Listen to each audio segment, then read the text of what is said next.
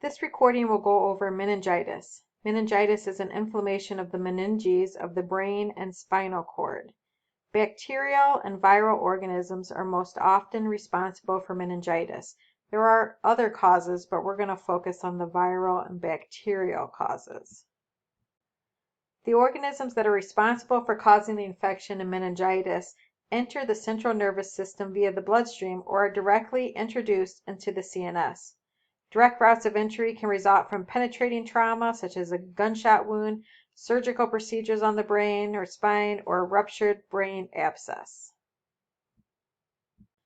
A skull fracture could lead to meningitis as the result of a direct communication of the cerebrospinal fluid with the ear or nasal passages, manifesting as otorrhea or ear discharge or rhinorrhea as nasal discharge.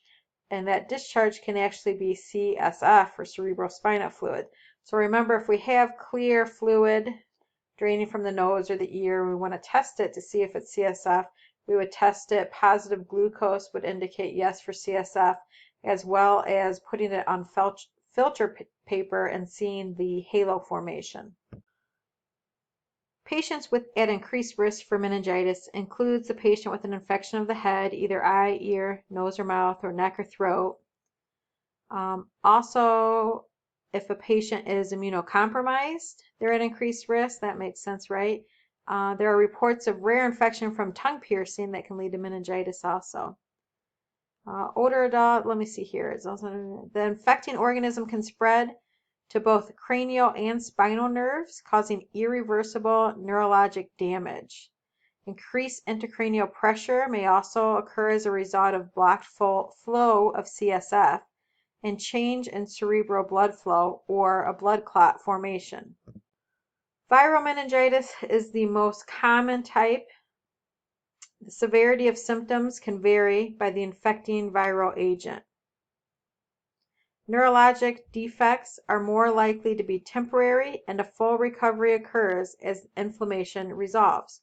Treatment may include the administration of antiviral agents. The most frequently involved organism responsible for bacterial meningococcal meningitis are Streptococcus pneumoniae and Neisseria meningitidis, also known as meningococcal meningitis. Meningococcal meningitis is a medical emergency with a fairly high mortality rate, often within 24 hours.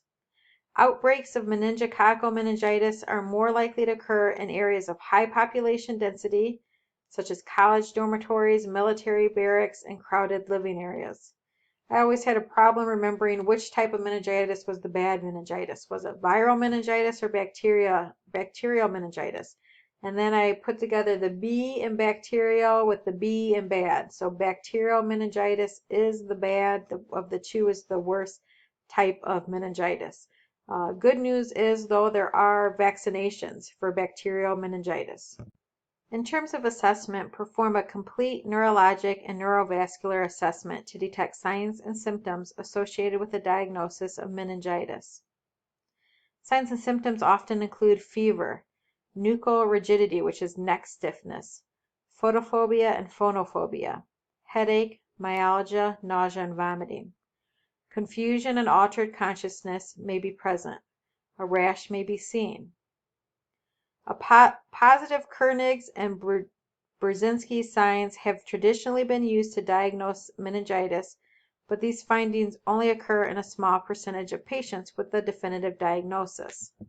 With Kernig's sign, the thigh and the hip and the knee are flexed at 90 degrees, and then subsequent extension, so extending the leg, would cause pain for the patient. With Brzezinski's sign, there's severe neck stiffness that causes the patient's hips and knees to flex when the neck is flexed. So you see the patient had been laying flat. When the neck becomes flexed, the hips and knees also flex. Older adults, patients who are immunocompromised, and those receiving antibiotics may not have a fever. We want to watch for complications, including increased intracranial pressure, because that can lead to herniation of the brain and death. You want to review the chart of key features, chart 42-11 on page 881. Seizure activity may occur when meningeal inflammation spreads to the cerebral cortex. Inflammation can also result in abnormal stimulation of the hypothalamic area where excessive amounts of antidiuretic hormone are produced. Excess amounts of this hormone causes water retention and dilution of serum sodium caused by increased sodium loss by the kidneys. Systemic inflammation, known as SIRS, a reaction to either endotoxin produced by infecting bacteria or activation of the immune cells by infecting organisms, can cause rapidly falling blood pressure and tachycardia. So again, with systemic inflammation, we may see rapidly falling blood pressure and tachycardia. Coagulopathy can occur as a result of systemic inflammation. Monitor the patient's circulation by observing color and temperature of extremities, determining the presence of peripheral pulses, and identifying any indicators of abnormal bleeding. Coagulopathy from SIRS may lead to DIC, and if you remember, with DIC that leads to uncontrolled bleeding in the patient. So all the clotting factors get used up due to excessive clotting and the patient ends up bleeding out. GI symptoms listed here also include nausea and vomiting. We also want to make sure we're watching the patient for a decrease or a change in level of consciousness and for them to become disoriented or have any sort of pupil changes.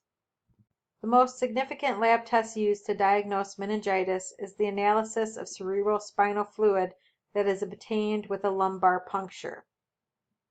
A broad-spectrum antibiotic should be given before the lumbar puncture. In terms of interventions, preventing meningitis by teaching people to obtain vaccination is important.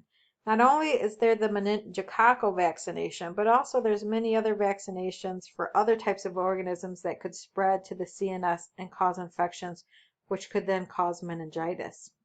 The most important nursing interventions for patients with meningitis are acute monitoring of and documenting their neurologic status. For the patient with meningitis, assess his or her neurologic status and vital signs at least every 4 hours or more often if indicated. The priority care is to monitor for early neurologic change that may indicate increased ICP, such as decreased level of consciousness. The patient is also at risk for seizure activity. Care should be provided as discussed in the intervention when we talked about the seizure precautions. Cranial nerve testing is included as part of the routine neurologic assessment because of possible cranial nerve involvement. Particular attention is given to cranial nerves 3, 4, 6, 7, and 8. A sixth cranial nerve defect, the inability to move the eyes laterally, may indicate the development of hydrocephalus, which is excessive accumulation of CSF within the brain's ventricles. Other indicators of hydrocephalus include signs of increased ICP and urinary incontinence. The first sign of increased intracranial pressure is a decreased level of consciousness. The patient may also exhibit behavioral changes such as restlessness, irritability, and confusion. They may complain of headache, experience nausea, vomiting, have a change in speech, a change in sensory motor status. We want to observe the pupils and monitor for cranial nerve dysfunction and ataxia. Seizures can occur. Cushing's triad is part of a sign and symptom of increased intracranial pressure, and the triad is 3 things: severe hypertension, widened pulse pressure, and bradycardia. That's considered to be a late sign of increased intracranial pressure. And then finally, abnormal posturing, either decerebrate or decorticate. The provider will usually order a broad-spectrum antibiotic until the sensitivity is known and the appropriate anti-infective drug can be ordered. Drugs may be used to treat increased ICP or seizures, include mannitol and anti-epileptic drugs. People who have had close contact with the patient with the meningococcal meningitis infection should have prophylactic treatment with rifampin, Cipro, or ceftriaxone. Perform a complete vascular assessment every 4 hours or more often if indicated to detect early vascular compromise. Remember, there's a problem with that systemic inflammation and clotting, which could lead to DIC. Thrombotic or embolic complications are most often seen in circulation to the hand. Assess the patient's temperature, color, pulses, and cap refill in the fingernails. Standard precautions are appropriate for all patients with meningitis unless they have a bacterial type that is transmitted by droplets, such as N. meningitis and H. influenzae. Place patients with bacterial meningitis that is transmitted by droplets on droplet precautions in addition to standard precautions. When possible, place the patient in a private room. Stay at least 3 feet from the patient unless wearing a mask. And the patient should wear a mask when they are transported outside of their own room.